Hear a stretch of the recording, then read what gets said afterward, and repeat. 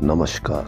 राजस्थान की तमाम फटाफट खबरों में आपका स्वागत है। राजस्थान की खबरों के लिए आपसे निवेदन की यदि आपने राजस्थान की खबरों के लिए आपके अपने चैनल को सब्सक्राइब नहीं किया है तो कृपया करके राजस्थान की खबरों के लिए आपके अपने चैनल को सब्सक्राइब कर लें ताकि राजस्थान की हर खबर आपके मोबाइल पर आपको मिल सके।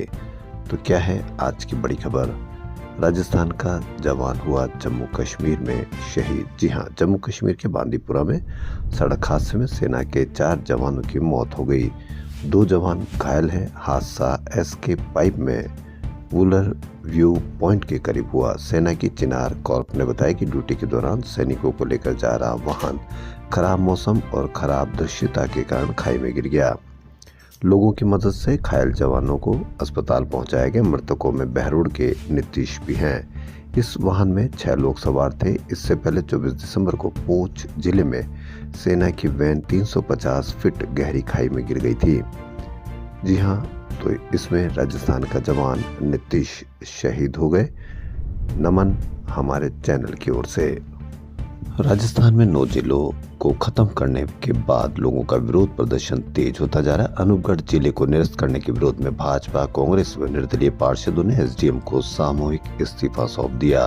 वहीं सीकर संभाग और नीमका थाना जिले को समाप्त करने के विरोध में शनिवार को सीकर शहर, धोद, लोसल व खूड कस्बे बंद रहे। केकड़ी जिला रद्द होने से आक्रोशित वकीलों का धरना तीसरे दिन भी कोर्ट परिसर में जारी रहा। इंडिया गठबंधन व कई संगठनों के कार्यकर्ताओं ने सीकर में दुकानों को बंद कराया और वहीं नीमका थाना जिले को समाप्त करने के बाद इंडिया गठबंधन सहित कई गैर राजनीतिक संगठनों ने सामूहिक संघर्ष का फैसला लिया था। सीकर शहर में जाट बाजार, कल्याण सर्किल पर प्रदर्शन किया गया। नीमका थाना जिला बचाओ संघर्ष समिति के आह्वान पर 7 जनवरी को खंड स्तर पर प्रदर्शन किया जाएगा। कलेक्ट्रेट के सामने हस्ताक्षर अभियान भी शुरू किया गया। अनूपगढ़ जिला बहाल करने की मांग को लेकर अनूपगढ़ के 35 में से 15 पार्षदों के सामूहिक इस्तीफा लिखकर उपखंड अधिकारी सुरेश राव को सौंपा है। इन 15 पार्षदों में भाजपा के 4, कांग्रेस के 4 व 7 निर्दलीय पार्षद शामिल है। राजस्थान के महात्मा गांधी इंग्लिश मीडियम स्कूलों को लेकर चल रहे विवाद पर प्रदेश कांग्रेस अध्यक्ष गोविंद सिंह डोटासरा ने सरकार पर गंभीर आरोप लगाए। प्रेस कॉन्फ्रेंस में डोटासरा ने भाजपा सरकार के निर्णयों पर सवाल उठाए। शिक्षा मंत्री मदन दिलावर पर फिर सीधा हमला करते हुए कहा कि दिलावर अनर्गल बयान दे रहे। शिक्षा विभाग अब यूटर्न विभाग बन गया है। मंत्री को यह समीक्षा करनी चाहिए कि उनकी कुर्सी कैसे बचाई जाए। शिक्षा मंत्री को अनर्गल बयान के लिए किसने अधिकृत कर रखा है? उन्होंने कहा कि मंत्री विधायकों के बयान सीएमओ से जारी होते हैं। गोवर्धन वर्मा का बयान भी सीएमओ से जारी किया गया, जबकि गोवर्धन वर्मा को पता ही नहीं, उनके नाम से बयान जारी कर दिया गया। डोटासरा ने कहा कि समीक्षा के लिए कमेटी 1 साल बाद क्यों बनाई गई? ये लोग शिक्षक दे नहीं पाए, सुविधा दे नहीं पाए। 1 साल में भाजपा सरकार ने इन स्कूलों के लिए एक भी भर्ती नहीं की। उन्होंने कहा कि भाजपा की सरकार ने यदि गरीब के बच्चे को निःशुल्क अंग्रेजी शिक्षा प्रदान करने वाले महात्मा गांधी अंग्रेजी माध्यम स्कूलों को समीक्षा के नाम पर बंद करने का कार्य किया तो प्रदेश भर में कांग्रेस इस निर्णय का विरोध करेगी और सदन से सड़क तक लड़ाई जारी रखी जाएगी। डोटासरा ने कहा कि भाजपा की सरकार के शासन में अव्यवस्थाओं के कारण सरकारी स्कूलों में पढ़ने वाले बच्चों का नामांकन 2 लाख तक घट गया। भाजपा नेता नई शिक्षा नीति की बात करते हैं और प्रदेश के बच्चों को कागला, कमेड़ी, टीनसी, बांद्रा पढ़ाने की बात करते हैं, जबकि नई शिक्षा नीति में 4.14 में स्पष्ट रूप से वर्णित है कि बच्चा मातृभाषा के साथ ही अंग्रेजी भाषा में भी सक्षम हो। पूर्व मंत्री प्रताप सिंह खाचरियावास ने कहा कि राइजिंग राजस्थान में एमओयू करने वाले बड़े बड़े उद्योगपतियों को राजस्थान में 3 स्थान पर अब बिना नीलामी के सीधे जमीन आवंटित करने का फैसला किया है। राज्य सरकार ये करके बड़ा घोटाला कर रही है। सर्दियों में भाजपा सरकार किसी गरीब को मकान दे नहीं रही, जमीन नहीं दे रही, बल्कि गरीबों के मकान तोड़े जा रहे हैं, उनके थड़ी ठेले उठाए जा रहे हैं। वहीं हजारों करोड़ के मालिक उद्योगपतियों को राज्य की भाजपा सरकार तोहफे के रूप में 1 नहीं 3 जगह डायरेक्ट जमीन आवंटित करेगी। राजस्थान के मुख्यमंत्री भजनलाल शर्मा ने कहा कि राजस्थान की 40% आबादी को ईआरसीपीपी के लिंक परियोजना से पेयजल व सिंचाई के लिए पानी मिल सकेगा। शेखावटी क्षेत्र में यमुना जल लाने के लिए एमओयू किया गया। उदयपुर में देवास योजना के माध्यम से जल उपलब्धता तय की जा रही है। वहीं माही बांध से बांसवाड़ा डूंगरपुर को पेयजल व सिंचाई के लिए योजना शुरू की गई है। मुख्यमंत्री शनिवार को डूंगरपुर के खड़गदा में नदियों के संरक्षण व संवर्धन हेतु आयोजित श्री राम कथा कार्यक्रम को संबोधित कर रहे थे। उन्होंने कहा कि प्रधानमंत्री नरेंद्र मोदी की पहल पर जन भागीदारी से जल संचय का अभियान शुरू किया गया है। राजस्थान के 40,000 गाँवों में जल संचय के कार्य किए जा रहे हैं। पीएम मोदी आम आदमी को पानी उपलब्ध कराने के लिए नदियों को जोड़ने का काम कर रहे हैं। मुख्यमंत्री ने कहा कि खड़गदा व आसपास के क्षेत्र के ग्रामीणों ने 9 महीने की कड़ी मेहनत और दृढ़ संकल्प से 1 किलोमीटर के दायरे में मोरन नदी को जोड़ा और गहरा कर जल की उपलब्धता बढ़ाकर अभूतपूर्व कार्य किया है। कड़ाके की सर्दी वाले पोष में पारे का यू टर्न जारी है। 5 दिन में तापमान 15 से अधिक डिग्री उछल चुका है। शनिवार को भी दिन और रात के तापमान में बढ़ोतरी दर्ज की गई। सबसे कम न्यूनतम तापमान वनस्थली में 6.4 और पिलानी में 6.5 डिग्री सेल्सियस रिकॉर्ड किया गया।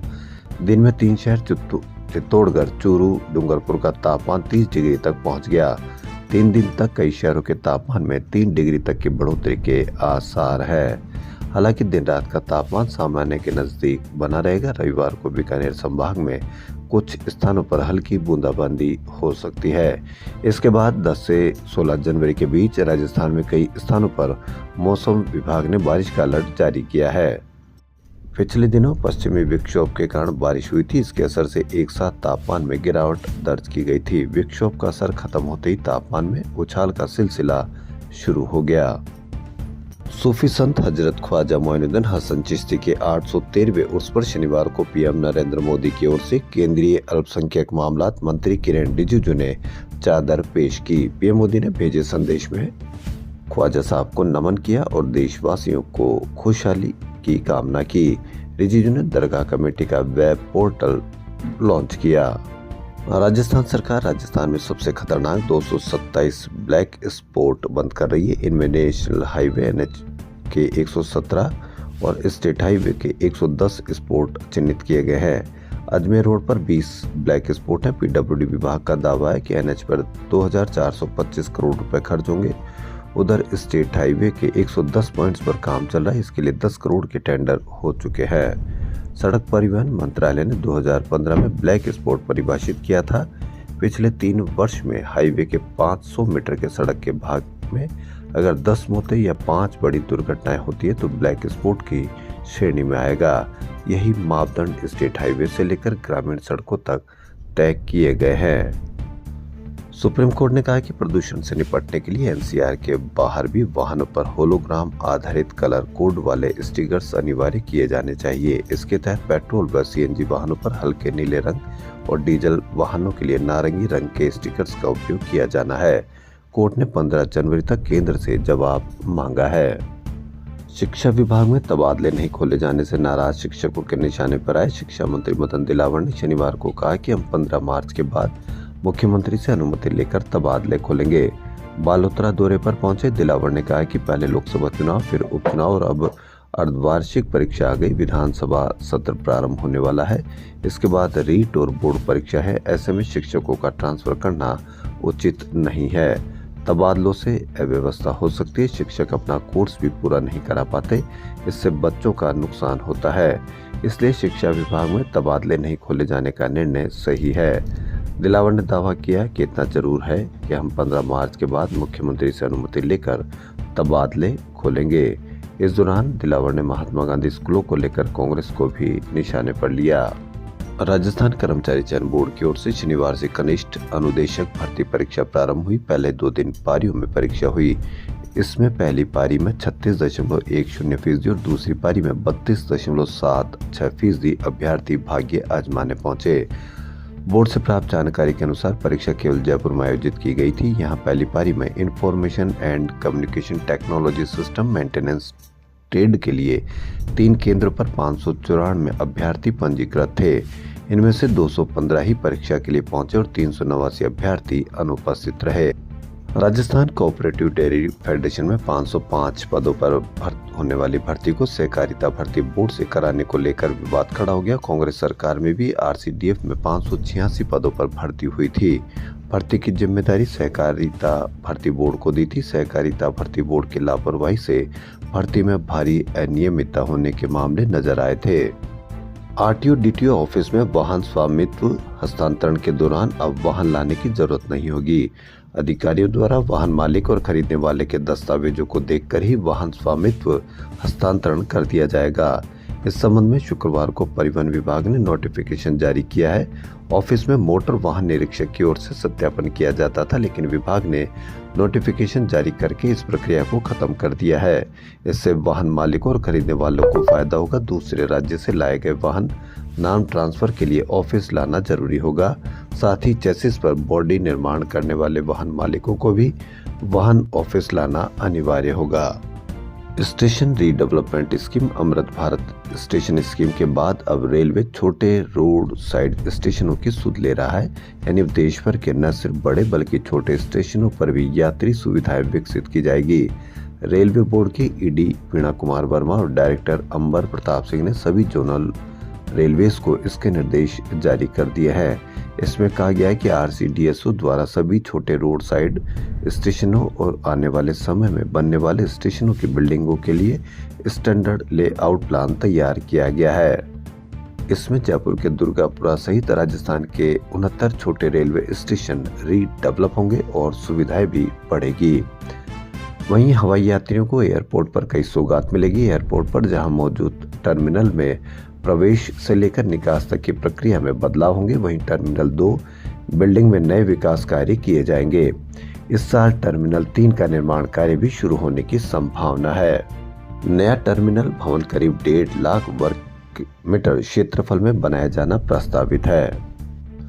राजस्थान कर्मचारी चयन बोर्ड की भर्ती परीक्षाओं में अभ्यर्थियों के जांच के सिस्टम में बड़ा बदलाव किया गया। परीक्षा केंद्रों पर प्रवेश के दौरान बायोमेट्रिक जांच होगी। इसमें सभी यानी डमी अभ्यर्थियों को रोकने और गड़बड़ियों पर अंकुश लग सकेगा।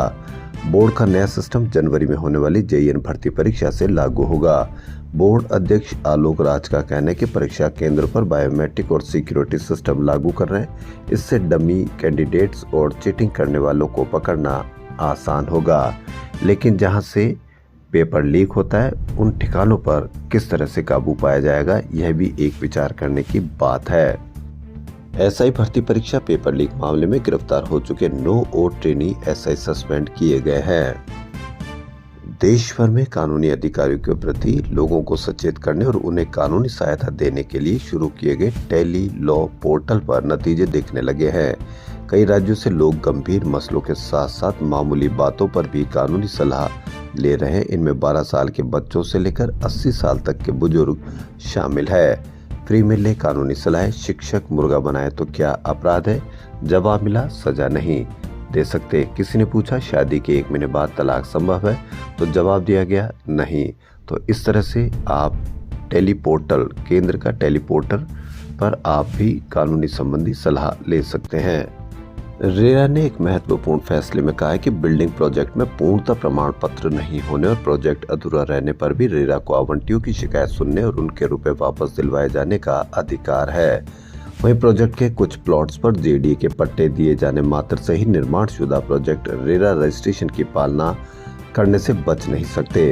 रेरा के सदस्य सुधीर कुमार शर्मा ने ये निर्देश आवंटी दामोदर लाल सैनी व अन्य की शिकायत पर सुनवाई करते हुए दिए। वहीं रेरा ने आवंटी की ओर से दी गई जमा राशि ब्याज सहित लौटाने का आदेश देते हुए यूनिक सिटी फेज 1 को भी रेरा में पंजीकृत कराने का निर्देश दिया है। आंत में एंडोस्कोपी के दौरान कई छोटे ट्यूमर व अल्सर स्पष्ट नहीं दिख पाते, उनका इलाज होने से रह जाता है। लेकिन अब आर्टिफिशियल इंटेलिजेंस की नजर से आंतों में मौजूद छोटे से छोटा ट्यूमर या अल्सर बच नहीं सकता। सीनियर गैस्ट्रोएंटरोलॉजिस्ट डॉक्टर मुकेश कल्ला ने बताया कि कई बार एंडोस्कोपी के दौरान चिकित्सक ट्यूमर को नहीं देख पाते, जिससे उसकी पहचान नहीं हो पाती। लेकिन कैड आई तकनीक में एआई की मदद से ट्यूमर की पहचान कर ली जाती है। इसके अंदर एलसीआई और बीएलआई तकनीक का भी इस्तेमाल किया गया है। यानी आंतों में अब छिपे छोटे से छोटा अल्सर भी देख सकेंगे एआई की मदद से। टोंक रोड से गुज्जर की थड़ी तक सुगम ट्रैफिक व्यवस्था के लिए जेडी ने 7 साल पहले सैकड़ों निर्माण तोड़कर सड़क की चौड़ाई बढ़ाई थी, लेकिन ट्रैफिक लोड बढ़ने से अब फिर शाम की समस्या होने लगी है। स्मार्ट मॉडल सड़क के रूप में गुर्जर की थड़ी से गोपालपुरा मोड़ तक रीडेवलपमेंट प्लान भी जेडीए ने बनाया था, लेकिन कागजों में ही दफन है। इस रीडेवलपमेंट प्लान में 160 फीट चौड़ी रोड पर लेन सिस्टम के साथ साथ जगह जगह multi level parking, service lane और पाथ वे के साथ वहां स्थित भूखंडों के रेगुलाइज करने का प्लान था। जेडीए ने बिल्डिंग बायलॉज नियमों की पालना का शपथ पत्र लेकर पट्टे तो जारी कर दिए, लेकिन सड़क रीडेवलप करने का प्लान अधूरा ही रह गया। जबकि इसी मॉडल पर शहर की 20 मुख्य सड़कों को भी डेवलप करने का प्लान था, ताकि ट्रैफिक जाम की समस्या से राहत मिल सके, लेकिन सुबह शाम वापस उसी तरीके से जाम रहता है। मानव सेवा के 40 सालों से समर्पित व राष्ट्रीय पुरस्कार प्राप्त गैर सरकारी संगठन नारायण सेवा संस्थान उदयपुर की ओर से रविवार को जयपुर में दिव्यांगों को निःशुल्क कृत्रिम अंग लगाने के लिए शिविर का आयोजन किया जा रहा है। वहीं जाट महिला संगम आज यानी दुर्गापुरा स्थित एग्रीकल्चर ऑडिटोरियम में रविवार को जाट महिला संगम का आयोजन होगा। यह आयोजन सुबह 11 बजे से होगा। इस दौरान विभिन्न क्षेत्रों में उल्लेखनीय कार्य करने वाली 25 महिलाओं को वुमेन पावर अवार्ड से नवाजा जाएगा। वहीं विप्र कल्याण व ईडब्ल्यूएस बोर्ड के गठन सहित अन्य मांगों को लेकर विप्र महासभा का अधिवेशन 6 जनवरी को जयपुर में होगा। गोपालपुरा बाईपास जयपुर के एक होटल में आयोजित होने वाले वार्षिक अधिवेशन में विप्र महासभा के पदाधिकारी और सक्रिय सदस्य शामिल होंगे। जयपुर में शनिवार को कई मंदिरों में पोष बड़ा प्रसादी के आयोजन हुए। पोष बड़ा प्रसादी का भगवान के भोग लगाने के बाद श्रद्धालुओं ने प्रसादी ग्रहण की। श्री खोले के हनुमान जी मंदिर, एमआई रोड शनि धाम, चांदपोल बाजार, प्रेम भाया सरकार, सांगानेर के त्रिपोली हनुमान जी मंदिर सहित कई जगहों पर पोष बड़ा महोत्सव मनाया गया। सरकार ने बीएससी नर्सिंग इन आयुर्वेद का कोर्स कर चुके छात्रों के भविष्य को देखते हुए राहत दी, जिससे प्रदेश के सत्र 2021-22 और 2022-23 तक मान्यता प्राप्त संस्थानों से बीएससी नर्सिंग कोर्स करने वाले छात्रों को अब राजस्थान आयुर्वेद नर्सिंग काउंसिल में पंजीकरण हो सकेगा। पंजीकरण के बाद छात्रों को न केवल सरकारी बल्कि निजी संस्थानों में नौकरी मिल सकेगी। आयुष विभाग के शासन उप सचिव की ओर से जारी आदेशानुसार आयुर्वेद नर्सिंग कॉलेजों को मान्यता शुल्क स्वयं के स्तर पर 31,500 रुपए प्रति 3 साल के हिसाब से काउंसिल में जमा कराना होगा।